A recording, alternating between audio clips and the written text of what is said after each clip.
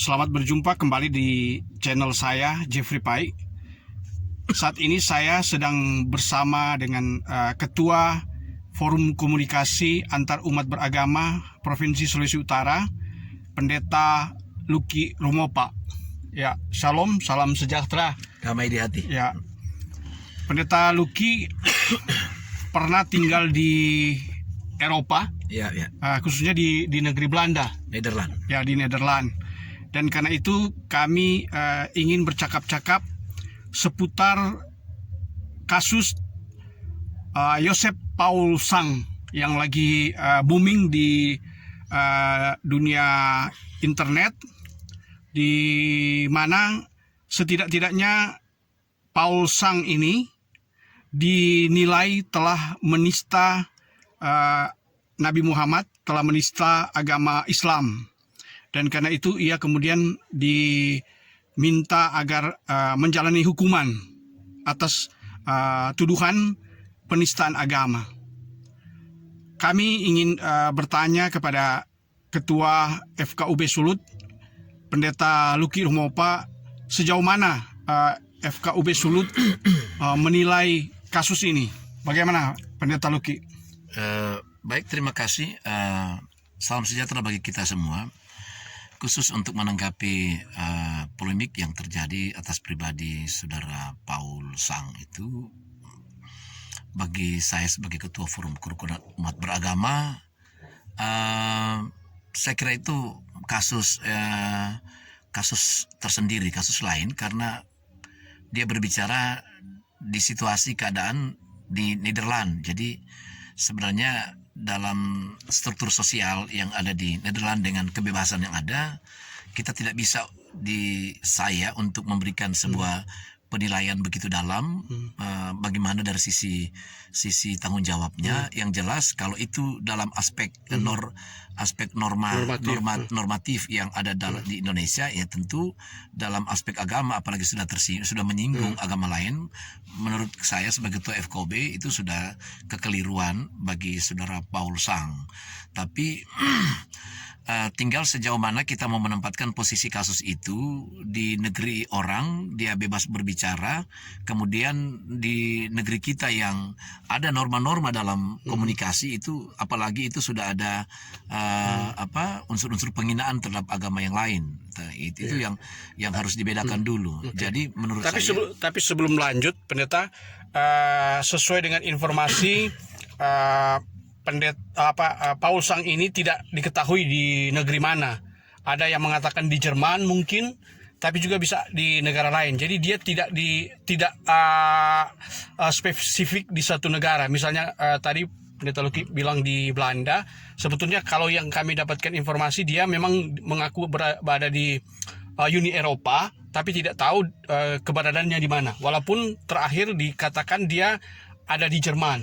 Jadi sekali lagi, supaya tidak keliru tentang lokasinya, jadi mungkin lebih pada persoalan apa yang dihadapi sekarang. Jadi saya harus mau kemukakan bahwa masalah Paul Sang itu saya tidak mempersoalkan soal status domisilinya, tetapi tentang strata sosial yang ada di Eropa, apalagi Nederland yang bebas berbicara itu pada umumnya negara-negara Eropa itu diberlakukan itu kebebasan itu dan dijamin, dan ada undang-undang yang melindungi itu kebebasan orang berbicara.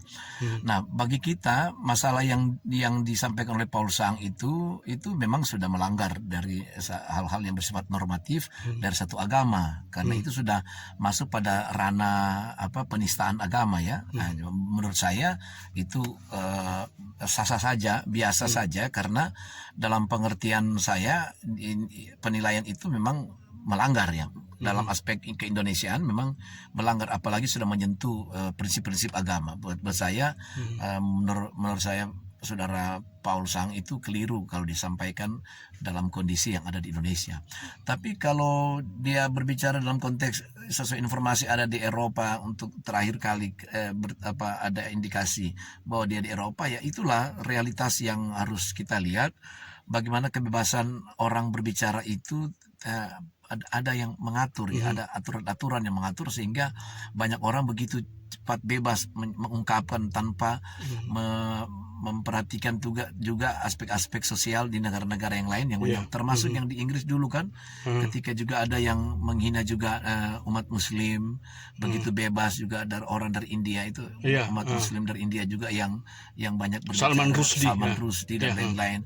Nah itu karena orang-orang yang berani berbicara, karena pertama kita harus memahami bahwa mereka berani berbicara karena struktur sosial dan sistem sosial yang ada di sana dilindungi oleh undang-undang tentang kebebasan berbicara.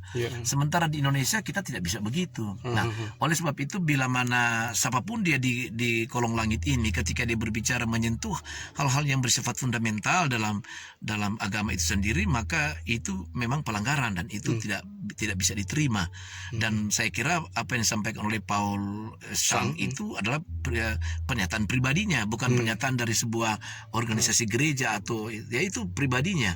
Dan tiap-tiap pribadi itu memiliki interpretasi yang menurut orang-orang Eropa itu kadang-kala itu menghargai interpretasi itu, dan dengan argumentatif mereka.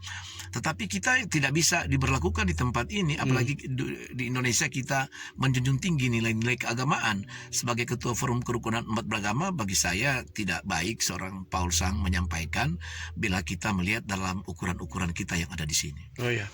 Sekarang dari sisi debat itu sendiri, ada juga yang menganggap bahwa apa yang dilakukan oleh Paul Sang ini adalah suatu entry point agar di Indonesia juga terbuka dalam kaitan dengan debat. Dalam hal ini debat teologis, walaupun juga itu terkait dengan agama yang sensitif. Jadi artinya bukan meniru masalah yang ada di Eropa, kebebasan berbicara, tetapi paling tidak ini membuka peluang dialog, membuka peluang debat yang lebih teologis untuk tidak secara emosional. Jadi artinya ini lebih pada rasional, bahwa selama ini kan sering terjadi kaum minoritas di Indonesia ini merasa selalu mendapatkan kritikan, khususnya di kalangan Kristen, di mana banyak sekali mohon maaf saja, banyak sekali ustadz misalnya yang mengkritik Alkitab misalnya. Nah sekarang ini suatu entry point dari Paul Sang, bahwa umat Kristen juga punya tanggung jawab untuk menjawab terhadap kritikan-kritikan yang disampaikan oleh para ustadz, ya. Contohnya sekarang terakhir ini kan Ustadz Yahya Waloni, Ustadz Abdul Somad, yang secara kalau mau lihat dari sisi sosial tadi, sebetulnya sudah menyentuh perasaan orang-orang Kristen dalam hal ini, dalam soal ajaran. Jadi bagaimana? Nah, begini, pertama-tama saya harus katakan bahwa kita jangan kaitkan pernyataan Paul Sang itu dengan kondisi yang ada di Indonesia. Mengapa saya harus katakan begitu? Karena saya juga termasuk orang yang tidak setuju ada debat-debat agama, ya. Apalagi kita harus mau mencari kebenaran-kebenaran dari agama-agama. Sebab kita sudah dilindungi dengan undang-undang, dan apalagi dengan ideologi kita bangsa Indonesia itu adalah Pancasila. Jadi ketika kita sadar dengan kondisi itu, berarti kita berbeda dengan bangsa-bangsa yang lain. Jadi kita jangan samakan masalah Paul Sang itu dengan kondisi Indonesia. Walaupun fakta dan realitas, saudara Pai mengatakan, Pak Jeffrey melihat bahwa di Indonesia juga ada oknum-oknum yang menyampaikan hal-hal yang menyinggung agama lain. Nah, disitulah orang juga harus ada uji publik, uji secara yuridis, sampai sejauh mana juga pemerintah mampu meredam kondisi-kondisi itu apabila ada tokoh-tokoh agama menghina agama-agama yang lain. Sebab apalagi kita ini negara Republik Indonesia yang menjunjung tinggi nilai-nilai agama sesuai dengan ideologi Pancasila, ya tentu kita harus betul-betul menjawab itu. Sehingga tantangan dan pertanyaan kita, apakah kondisi-kondisi yang terjadi di Indonesia ketika ada satu tokoh agama menghina agama yang lain, apa itu dapat diterima, dibenarkan, ya toh? Sementara saya mau mengatakan tadi, kita jangan samakan juga dengan Paul Sang. Itu kebebasan yang ada di Eropa. Tetapi kalau itu dikaitkan dengan kondisi sosial kita, memang kita tidak bisa terima. Dan itu juga pun kita juga tidak bisa terima apabila ada tokoh-tokoh agama yang lain juga menghina agama yang lain. Memang saya terus terang jujur juga tidak mau terpancing berdebat dengan tokoh-tokoh umat yang seperti yang disampaikan tadi untuk menanggapi terlalu dalam, sebab menurut saya kita diajarkan untuk fanatik juga, Pak Jeffrey. iya. Pak fanatik, tetapi fanatik ke internal agama itu sendiri. Mhm. Ya, kita marilah, kemungkinan juga di satu sisi ya mungkin apa yang menjadi kritikan-kritikan dari Ustadz Somad dan Ustadz Yahya Yahya Waloni, mungkin ada kebenaran dalam sisi agama mereka sendiri. Ya itu silakan. Tapi ketika itu dipublis dan mau meyakinkan kepada internal agama itu dalam kondisi-kondisi sosial, saya kira tidak bisa diterima. Itulah sebabnya kita menyerahkan kepada pihak aparat, pihak hukum untuk dapat menjawab itu. Bukan ranah agama-agama, tapi disilakan kepada pihak aparat. Tetapi di satu sisi juga saya harus mau mengatakan pada saat ini, Pak Jeff, bahwa kita tidak perlu membesar-besarkan apa yang disampaikan oleh saudara Paul Sang. bukan Ustadz Ustadz, Somad dan Somad, Ustadz Yahya Waloni, Yahya Waloni, karena menurut hemat saya itu pandangan mereka untuk berbicara pada fanatik agama mereka itu sendiri. Ya, kita jangan ikut-ikut lah, sebab apa yang mereka sampaikan itu hanya berbicara tentang hal-hal yang bersifat normatif dari agama itu sendiri. Nah, sebab mereka juga kan dia tidak tahu persis bagaimana keyakinan umat Kristiani yang kalau kita lihat juga justru umat Kristiani punya ajaran jauh lebih berat, jauh lebih hebat ya dari ajaran-ajaran yang lain. Karena kalau mau berbicara tentang kerasnya ajaran, masih ajaran Kristen yang jauh lebih keras. Bahkan juga diajarkan, kalau kita lihat iman Kristen kan berpatokan pada Alkitab yang terdiri dari Perjanjian Lama dan Perjanjian Baru. Ya di situ ada banyak larangan-larangan. Bahkan juga orang Kristen tidak boleh juga datang dengan agama-agama yang lain, keyakinan yang lain. Sebab keyakinan iman Kristiani kan kita sudah jelas, tidak ada jalan kebenaran, ya, tidak ada jalan kebenaran selain jalan melalui Yesus Kristus. Jadi itu kita fanatik untuk ke internal saja, tidak perlu kita mau publis hanya kepada internal agama itu sendiri, memberikan keyakinan. Jadi kalau kita mau paralelkan dan samakan dengan apa yang dikritik oleh Ustadz Somad dan Ustadz Yahya Waloni, ya tentu berbeda sekali, keliru, jauh sekali. Nah, itulah sebabnya saya sebagai Ketua Forum Kerukunan Umat Beragama berharap agar kita yang disebut tokoh-tokoh agama, mari kita sopan santun menyampaikan, silakan berfanatik ke internal agama, tidak salah, sampaikan saja. Menurut mereka kalau dianggap Nabi Isa adalah nabi bukan Tuhan, ya itu urusan mereka kan. Tapi kan urusan kita kan ini kan namanya hal-hal yang bersifat normatif dalam agama, karena ketika berbicara normatif dalam agama berarti itu berbicara tentang kapasitas dan kualitas agama itu sendiri. Sebab ini kan masih menyangkut juga hal-hal yang belum kita bisa mengetahui secara pasti, karena ini menyangkut hal-hal yang bersifat supernatural, sesuatu yang bersifat spiritualitis, ya toh. Jadi harus tempatkan ke situ, karena kita kan harus meyakini bahwa agama-agama itu mau membawa umat pada jalan yang baik, pada kebenaran sesuai yang diyakini. Dan yang akan kita terima juga apa benar atau tidak kan nanti di akhirat nanti. Kenapa kita harus berdebat di dunia sementara yang akan memutuskan di akhirat? Biarlah agama-agama itu sendiri itu meyakini, Pak Jeff. Biarlah. Kalau umat Kristen saya mengimbau jangan kita terpancing. Mari kita jaga persatuan kesatuan dan kita memperkuat, membentengi nilai-nilai agama kita di internal kekristenan supaya mereka semakin dapat hidup baik dan hidup betul-betul berdasarkan ajaran kekristenan itu. Karena kita tahu persis, walaupun memang ya dalam ajaran-ajaran kekristenan ada ajaran-ajaran yang terlalu fanatik. Tapi karena Matius pasal 22 ayat 37 sampai 40, kita diajarkan oleh sebuah pembaruan yang disampaikan oleh Tuhan Yesus itu sendiri. Dan bagi orang Kristen kan Yesus itu bukan sekedar nabi. Ya, dia bukan juga sekedar nabi terakhir. Ya, tapi dia adalah Allah yang berubah wujud menjadi manusia. Loh, kita kan harus meyakini kalau Allah itu yang kita sembah, Allah yang maha besar, Allah Akbar, Allah yang begitu mulia, Allah yang dapat menjadikan segala sesuatu yang mustahil dijadikan yang tidak mustahil dijadikan mustahil. Misalnya, kenapa kita tidak mau menerima? Kalau dia mau berubah wujud menjadi manusia, itu kekuatan dan kekuasaan Allah yang diimani oleh ini hal-hal yang menyangkut sesuatu yang normatif dalam agama itu sendiri, yang tentu setiap tokoh-tokoh agama mari kita yakinkan dengan baik kepada umat kita masing-masing supaya mereka dapat menciptakan akhlak yang baik, ya dapat hidup bersama di kolong langit ini, apalagi ketika kita bersama-sama harus menerima juga sebuah problem besar ketika dunia harus menerima juga serangan-serangan COVID-19. Ya, kemungkinan juga Tuhan sedang memberikan juga COVID-19 agar agama-agama menyadari bahwa ini adalah persoalan bersama. Sebab Tuhan juga menciptakan karena torang semua, kita semua ini adalah ciptaan Tuhan. Ya, torang semua, kita semua, jadi tidak ada yang kafir. Justru bagi ajaran Kristen, Pak Jeffrey, ajaran Kristen yang paling berat adalah melihat orang lain juga kafir. Karena ajaran kita tidak ada jalan lain loh. Selain jalan lewat Yesus Kristus, tidak ada, jauh lebih kasar dan lebih kuat dan lebih keras. Tapi kita sudah diajarkan untuk dapat hidup mampu berdampingan dan menghargai, menghormati orang lain, tetapi kita juga diajak untuk fanatik kita sendiri agar umat yang kita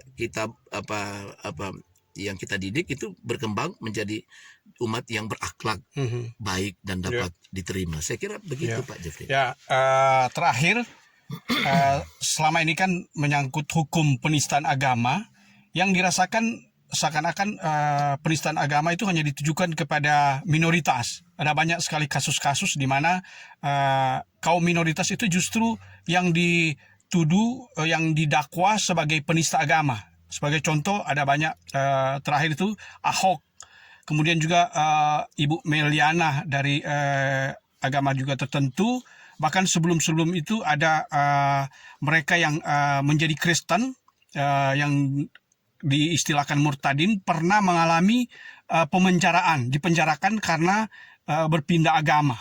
Sebut saja misalnya Yusuf Roni, Saifuddin Ibrahim, kemudian Mono Arfa, dan mungkin ada lagi yang lain tapi tidak dapat kami sebutkan. Bagaimana tentang penistaan agama ini yang seakan-akan hanya tajam untuk kaum minoritas, sedangkan yang mayoritas meskipun melakukan penistaan agama tetapi tidak dihukum. Bagaimana, Pendeta Luki? Begini, Pak Jeffrey, kita harus sadari bahwa baik agama Islam maupun agama Kristen ini adalah agama dakwah, agama Injili, agama siar ya. Agama siar. Jadi ada sebuah pertarungan di dalamnya, ada sebuah keterpanggilan masing-masing untuk kiranya dapat mempengaruhi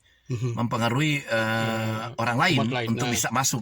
Untuk dapat menerima agama yang dia anut. Jadi berlomba-lomba lah baik para pendeta, ustadz dan tokoh-tokoh agama yang lain untuk mempengaruhi agar supaya inilah agama yang benar.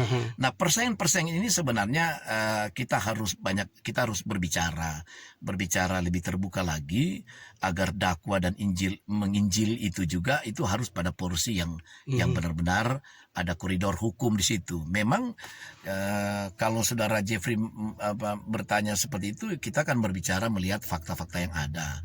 Kalau misalnya memang menyangkut masalah mayoritas dan minoritas, ya kita kira kita tidak terlalu ekstrim untuk menilai bahwa ada hal-hal seperti itu. Tetapi ya kita tentu serahkan kepada pihak keamanan, aparat, ya lebih serius lagi, apalagi pemerintah Republik Indonesia di bawah Presiden Joko Widodo. Ya kita kira presiden kita ini, pimpinan bangsa kita ini dapat lebih arif dan lebih menyikapi kondisi-kondisi kecemburuan sosial yang terjadi. Seperti yang ada kesan bahwa ketika Ahok bisa, yang lain tidak bisa. Yahya Waloni sudah menghina begitu. Tapi saya mengajak orang Kristen, ya kita jangan ikut-ikutan lah menurut saya. Ya biarkan saja. Kalau memang ada tendens seperti itu, ya kita doakanlah. Kita harus logo, biarlah. Memang itulah ajaran Kristen. Kita sudah diajarkan bahwa orang Kristen memang di akhir zaman memang akan mengalami penderitaan. Tapi kita bukan kalah dengan penderitaan yang membuat ada sebuah kekuatan yang secara sistematis dan pragmatis mempengaruhi ruang-ruang kesaksian warga gereja. Tapi kita harus menghargai juga bahwa pemerintah Indonesia yang mayoritas Islam sebagai ketua forum kerukunan umat beragama Sulawesi Utara berharap agar pemerintah yang tentu dinilai dengan mayoritas agama, tentu mereka dapat mampu melindungi kaum minoritas dan bagi kelompok dan kaum minoritas. Demikianlah wawancara saya dengan Ketua Forum Komunikasi Antar Umat Beragama Provinsi Sulawesi Utara, Pendeta Luki Rumopa. Dan saya berharap teman-teman yang belum subscribe channel saya ini, silakan subscribe, like, bagikan, dan komentar. Demikian, sampai jumpa.